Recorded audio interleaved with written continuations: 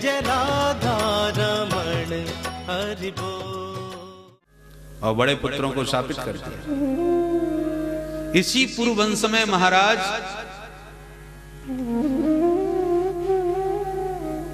दुष्यंत हुए। इन्होंने शकुंतला से गांधर्व विवाह करके परम पराक्रमी भरत को जन्म दिया। इसी वंश में महाराज रंतदेव हुए। प्रजा के लिए सर्वस्व लुटा करके कहते हैं कि प्रभु मुझे तो आप अंतर्यामी बना दो। भगवान बोले जब हम अंतर्यामी बने बैठे हैं तो तुम क्यों बनना चाहते हैं? बोले महाराज आप सबके भीतर घुसे बैठे हो, फिर भी दुनिया रो रही है, तो आपके रहने का क्या फायदा?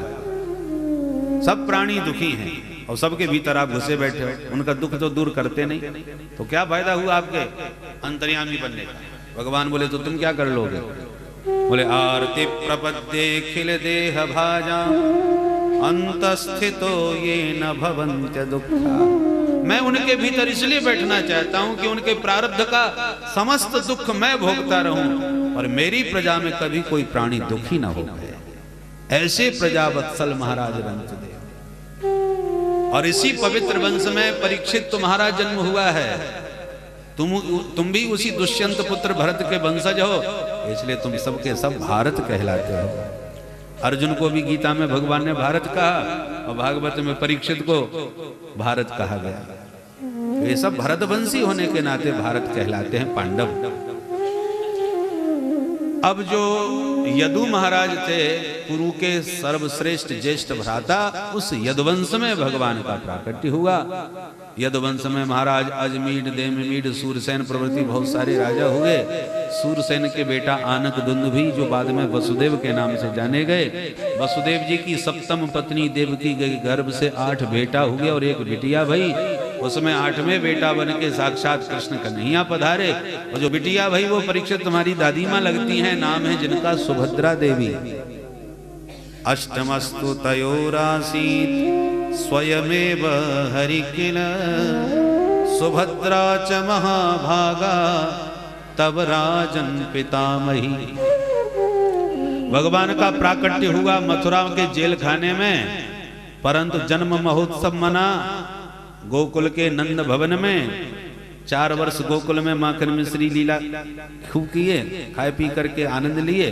उसके बाद श्रीधाम वृंदावन में आ गए तो 6 वर्ष तक वृंदावन में बंसी बजाई, रासलीला करी, गिरवर को धारण किया, काली का मर्दन किया, असुरों का संहार किया। और 11 वर्ष के बाद कन्हैया चले गए मथुरा चाचा जी के साथ। मामा कंस को मार के 14 वर्ष मथुरा में वास किए। 25 वर्ष के कन्हैया फिर जरासंध के आक्रमण पर रणछोड़ बन के गुजरात चले गए और समुद्र के बीच दिव्य द्वारका का निर्माण करके 100 साल तक दिव्य द्वारका में लीलाएं करी। 16,108 विवाह किए। 56 करोड़ की संख्या में यदुवंश को पहुंचा दिए। अंत में अपनी आंखों के सामने यदुवंश को भी परम धाम भेज करके 125 वर्ष में लीला संवरण करके परम धाम प्रस्थान कर गए। बोल बंसी वारे की जय। परीक्षित बोले महाराज हो गई कृष्ण कथा? बोले सुना तो दी पूरी। घबराए गए बेचारे परीक्षित। ऐसी फटाफट राम कथा भाई, वैसी श्याम कथा भी भई जाती है। तो तुरंत हाथ जोड़ के खड़े हो गए और परीक्षित ने प्रश्न कर दिया। कथितो वंश विस्तारो भवता सोम सूर्ययो राज्ञां चोभयवंश्यानां चरितं परमाद्भुतम् यदोश्य धर्मशीलस्य नितरां मुनिसत्तमः तत्रां सेनावतीर्णस्य विष्णोर्वीर्याणि संसरः। हे मुनि सत्तमा, हे मुनि श्रेष्ठ, आपने सूर्य चंद्र वंश की वंशावली बहुत विस्तार से सुनाई। कहना तो यही चाहिए कि आपने सूर्य वंश और चंद्र वंश सुनाया। पहले सूर्य वंश, उसके बाद चंद्र वंश सुनाया था। पर परीक्षित के मुंह से क्या निकल रहा है? भवता सोम सूर्ययो, जबकि कहना चाहिए भवता सूर्य सोमयो। चंद्रवंश बाद में है, सूर्यवंश पहले है, परंतु सोम का नाम पहले ले रहे हैं, सूर्य का नाम बाद में। क्यों, गलती हो गई क्या? बोले नहीं, ये बात नहीं। तो जिसके प्रति बहुत प्यार होता है ना, जिसमें बहुत अनुराग होता है, उसी का नाम ज्यादा अपने आप ही मुंह से निकलता है। बुला रहे थे किसी और को, पर जिससे बहुत प्यार है उसका नाम धोखे से बार बार निकल जाता है। तो मेरे प्यारे प्रभु का प्राकट्य चंद्रवंश में हुआ है, और कृष्ण कथा सुनने के लिए इतने उतावले बैठे हैं परीक्षित, इसलिए सूर्यवंश पर सुखदेव जी ने पहले सुनाया, फिर भी सोमवंश का नाम पहले निकल रहा है। भवता सोम सूर्य। यदु महाराज परम धर्मशील है, ऐसे धर्मात्मा यदुवंश में मेरे प्रभु का प्राकट्य किस प्रकार से हुआ महाराज, थोड़ा विस्तार से सुनाइए। सुखदेव जी ने पहले ही कह दिया था कि विस्तार से सुनाऊंगा तो सूर्यवंश में ही 100 साल लग जाएंगे। न शक्यते विस्तरतुम वक्तुम वर्ष सतैरपि, इसलिए बहुत शॉर्टकट सुना है। पर फिर भी परीक्षित कहते महाराज आपने बहुत विस्तार से सुना दिया। कथितो वंश विस्तारो, विस्तार किया है क्या? ये तो बहुत ही शॉर्टकट सुनाया। फिर भी परीक्षित की शिकायत ऐसी क्यों है कि तुमने विस्तार से सुना दिया, फलाने के ये हुए, फलाने के वो हुए? देखो उसका कारण है, बात ऐसी है। अब आप नंद महोत्सव मनाने के लिए एकदम उतावले बैठे हो कि कब नंद के आनंद होए और कब बढ़िया बढ़िया 500 के नोट बाबा लुटावे। बोलो राधे राधे। अब तैयारी में तो आप उसकी बैठे हो, और हम राम कथा का विस्तार की। तो वैसे राम कथा का विस्तार तो कितना, चरितम रघुनाथस्य शतकोटि प्रविस्तरम, उसका तो अनंत विस्तार है।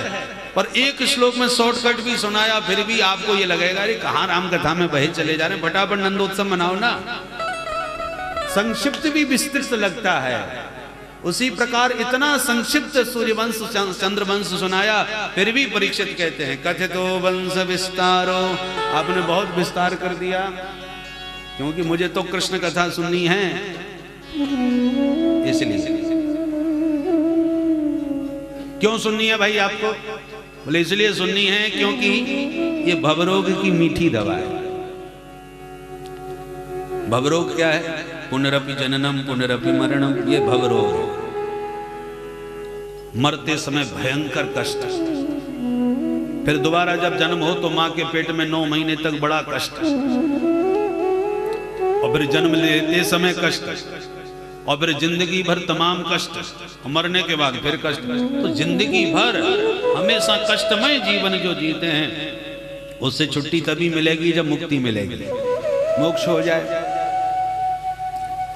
तो जन्म मरण की जो भव व्याधि है, इसको दूर करने के कई औषधियां हैं। औषधियां कोई आयुर्वेदिक, कोई एलोपैथिक, कोई होम्योपैथिक। आयुर्वेद अच्छी दवा है, परंतु कड़वी बहुत होती है। कई काढ़े पीने पड़ते हैं आयुर्वेद में, नाक बंद करके गले के नीचे उतारना मुश्किल हो जाता है, कड़वी कड़वी दवा। अब एलोपैथिक में तो साहब वो घाव ज्यादा भर गया, गहरा घाव था, उसको सुखाने के लिए तो कुछ गोली खाई। अब गोली इतनी गर्म थी कि महाराज जब गर्मी चढ़ गई, अब एक को ठीक करने के लिए गोली खाई तो दूसरी समस्या पैदा हो गई, इसलिए वो भी गड़बड़ है। सबसे बढ़िया होम्योपैथिक दवा, बढ़िया बढ़िया मीठी मीठी गोली चूसते जाओ, वो भी मीठा होता जाए और बीमारी भी जड़ से मिटती जाए। धैर्य के साथ यही इलाज करना सबसे बढ़िया। आजकल तो सब इसी के पीछे ज्यादा आकर्षित हो रहे हैं। तो उसी प्रकार कोई योग मार्ग से इस भव व्याधि को मिटाना चाहता है, कोई ज्ञान मार्ग से मिटाना चाहता है, पर सबसे बढ़िया मार्ग भक्ति मार्ग। गोविंद की मीठी मीठी कथा सुनते जाओ और इस होम्योपैथिक दवा के द्वारा इस जन्म मरण की व्याधि को जड़ से मिटाते जाओ। भवौ सदा श्रोत्र मनोभिरामात्, भवरोग की औषधि भी है और सुनने में भी बड़ी मीठी है, क्योंकि मधुराधिपते रखिलम मधुरम, माधवी बड़े मीठे हैं। और ऐसे मधुर माधव की मधुर कथा पीने में भी मधुर है और परिणाम में भी अति मधुर है। इसलिए इसको जरा चकाचक पीना चाहते हैं। दूसरी बात, मेरे पितामह पांडव जो कौरवों के महासमुद्र में डूबे जा रहे थे, गोविंद तुरंत अपनी कृपा की नौका लेके आए, सभी पितामहों को बैठाए और पट्ट से पूरे महासमुद्र को ऐसे पार कर गए जैसे गाय के बछड़े के पैर के गड्ढे को कोई लांग करके निकल जाता है। पितामह में समरे मरंजय देवव्रतान्यास्तिरथैस्तिमिंगलैः दुरत्ययं कौरव सैन्य सागरम कृत्वा तरन् वत्सपदं स्मयत्प्लवा। वत्सपदम, बछड़े के पैर के गड्ढे के समान उस महा कौरवों के भयंकर समुद्र को पार कर दिया। समुद्र में बड़ी बड़ी मछलियां, कभी डिस्कवरी में देखना, बोलो राधे राधे, और कभी प्रत्यक्ष से देखने का सौभाग्य मिले तो अलग बात है, नहीं तो डिस्कवरी में ही देख लो। हमारे शास्त्रों में उन मछलियों का नाम बड़ा विचित्र है, तिमी मत्स्य। तिमी कई योजन विस्तार विशाल मछली होती है जिसका नाम है तिमी, और उस विशाल तिमी को जो निगल जाए वो तिमिंगल, और तिमिंगल को भी निगल जाए वो तिमिंगल। ये मछलियों के नाम बड़े बड़े जहाजों को पलट देती हैं, बहुत विशालकाय होती है। सबसे ज्यादा विशाल शरीर मछलियों का ही होता है। थलचर से ज्यादा विशाल जलचर होते हैं, बहुत विशाल मछली। तो कौरवों के सैन्य समुद्र में देवव्रताद्यास्तिरतैस्तिमिंगलैः, देवव्रत माने पितामह भीष्म और द्रोणाचार्य जैसे तिमिंगल मत से घूम रहे थे। दुरत्ययम कौरव सैन्य सागरम, कोई भी इस महासमुद्र को इन मछलियों से बच के पार कर ही नहीं सकता था, पर मेरे पितामहों को प्रभु ने ऐसे पार करा दिया जैसे वत्स पदम, जैसे बछड़े के पैर के गड्ढे को कोई लांग के चला गया।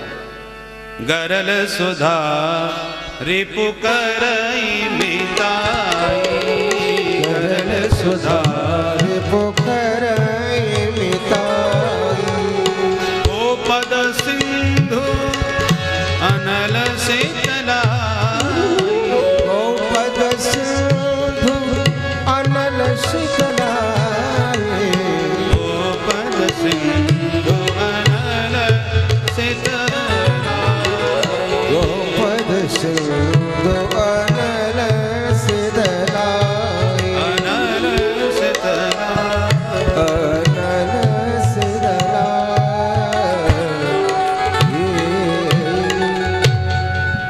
इसलिए महाराज कंजूसी मत करो, विस्तार से मुझे कृष्ण कथा सुनो। अरे परीक्षित, तुम्हारे दादाजी का जो भी संबंध रहा हो उनसे तुम्हारा अपना क्या संबंध है, अपनी बात करो, इतिहास की बात को छोड़ो। बोले सरकार तो मेरा भी संबंध है। क्या? द्रोण्यस्य विप्लोष्टमिदं मदंगम संतान बीजम कुरु पांडवानां, जुगोपकुक्षिं गत आत्मचक्रो मातुश्च मे यः शरणं गताया। आज उन्हीं की कृपा से आपके सामने आज बैठा हूं, नहीं तो जन्म लेने से पहले ही द्रोणी ने हमको मार डाला था। उस अश्वत्थामा ने ब्रह्मास्त्र चला दिया था हमारे ऊपर, पर मेरी मां के गर्भ में प्रभु ने आकर के मुझे दर्शन दिए और उस भयंकर ब्रह्मास्त्र से मुझे बचाया। तो सरकार, जीवन दाता से बड़ा संबंध और क्या हो सकता है? जीवन दाता है और मां के उदर में मेरे साथ आए थे, रहे थे, तो सहोदर भी हो गए ना मेरे। संबंध तो मेरी भी उनसे बहुत बने हैं, इसलिए उनकी कथा में कृपणता नहीं। मैं जानना चाहता हूं प्रभु, मां शब्द में कितनी ममता होती है, और जिसके नाम में दो दो मां हो, मामा, तो मामा तो और भी प्यारे होते हैं, फिर भगवान ने अपने मामा जी को क्यों मार डाला? दूसरी बात, देवकी के सप्तम पुत्र श्री बलराम जी रोहिणी नंदन कैसे हो गए? एक बलराम जी की दो मैया कैसे हो गए?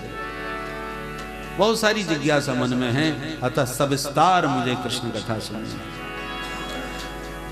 सुखदेव जी बोले विस्तार से सुनना है तो चलो सुना देते हैं, परंतु कथा बहुत लंबी है कृष्ण कथा, विस्तार से सुनने में बहुत समय लगेगा, इसलिए थोड़ा बाल भोग कर लो, कुछ नाश्ता पानी कर लो, खा पी के बैठो, फिर सुनाते हैं आनंद से।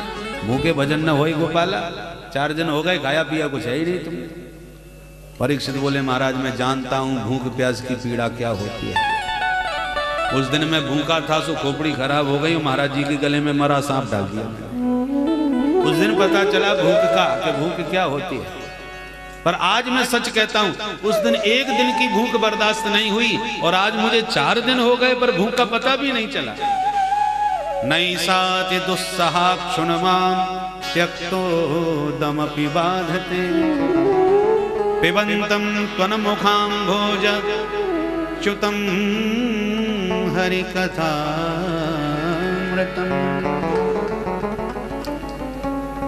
क्योंकि आपके मुखारविंद से जो मधुर चरित्रों का अमृत निर्धरित हो रहा है, इस परम मधुर कथामृत का पान करने से न भूख लगती है न प्यास लगती है। क्षुधा पिपासा अद्य माम न बाधते, कोई किसी भी प्रकार की समस्या मेरे भीतर नहीं। भूख प्यास की तो आप बिल्कुल चिंता मत करो, वह चकाचक यही अमृत पिलाते रहो। गदगद हो गए महामुनि सुखदेव जी, 12 परीक्षित ऐसा पक्का श्रोता की कथा सुन के ही पेट भर जाता है।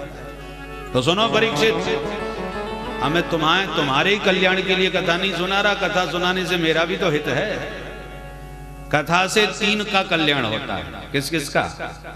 वासुदेव कथा प्रश्न पुरुषान् 3 पुनाति वक्तारं प्रक्षकं श्रोत्रीन् तत्पाद सरिलम यथा।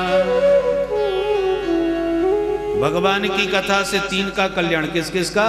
वक्तारम, सबसे पहले तो कथावाचक का कल्याण होता है, जो भगवान की मधुर कथा खूब डूब करके गा रहा है।